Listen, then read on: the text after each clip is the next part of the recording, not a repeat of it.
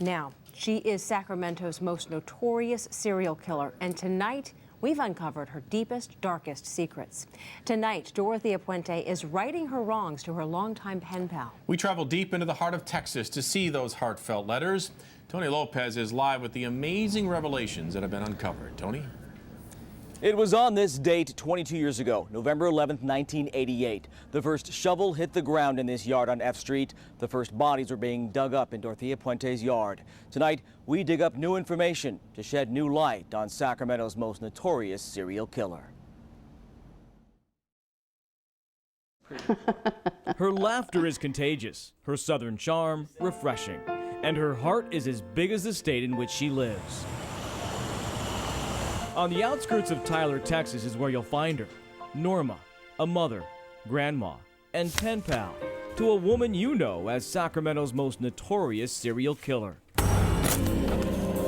Dorothea Puente, who drugged some of the men and women she took into her boarding home on F Street, then killed and buried them one by one, 7 bodies in all, dug up from her front and side yard of this quaint-looking Victorian.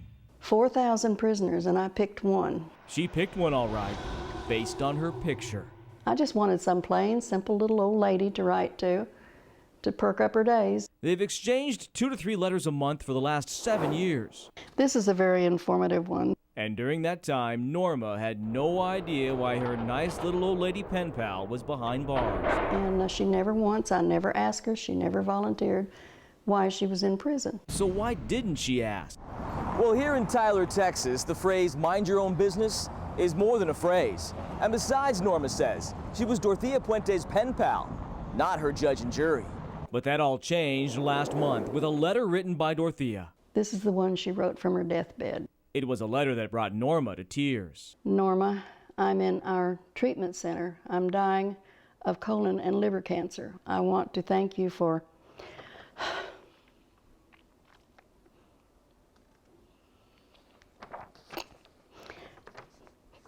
hate to be thanked. Norma decided to reach out and call her longtime pen pal. She never made that call because of what she found listed under Dorothea Puente's name on the prison website. I looked on the internet and here's her name. Dorothea Puente, boarding house murderer. I thought, what? After doing more research on the Puente victims. And then that Betty Palmer, I think that was her name, they found her in the front yard with her head cut off and her hands and her feet cut off. Shock turned to anger.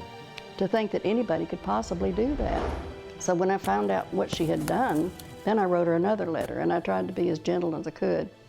I told her, I said, well, Dorothea, I found out why you're in prison. How did Dorothea Puente respond? And what did she say in all those letters for the past 7 years?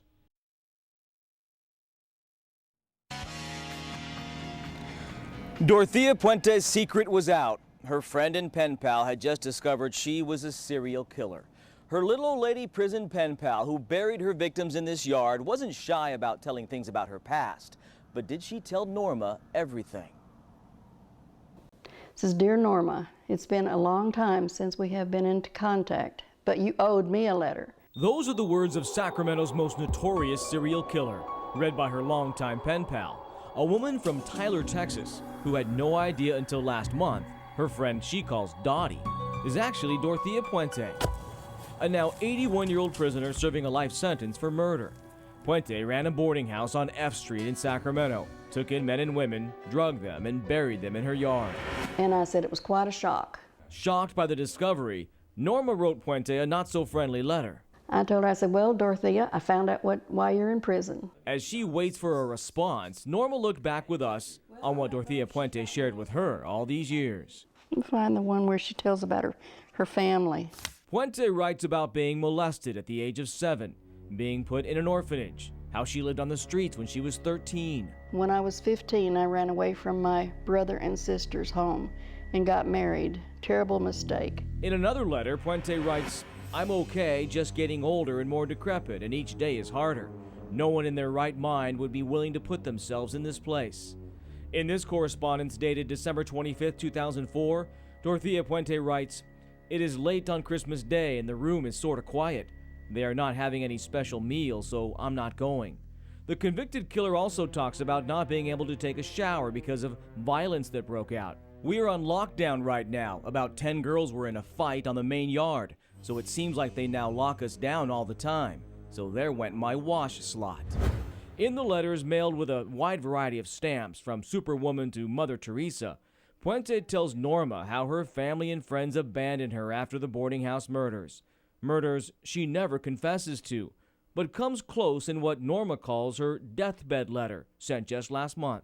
Norma, I'm in our treatment center. I'm dying of colon and liver cancer, and we were told I had less than a month to live. So I'm trying to make amends with all to make sure I'm right with God. Then Dorothea Puente makes it very clear where she feels she's going when she loses her battle with cancer. I'm at peace with God and hope I will see all my friends who are there in heaven and who will be there. Then, as she did in most letters, She wanted peanut butter and coffee and cremora and cookies and things like that, and plenty of deodorant and body shampoo. Dorothea Puente asks for one more favor. I want to thank you for your past letters, and I'm asking each person I write to if they could put $10 to $15 on my account. So when I pass, I can be cremated.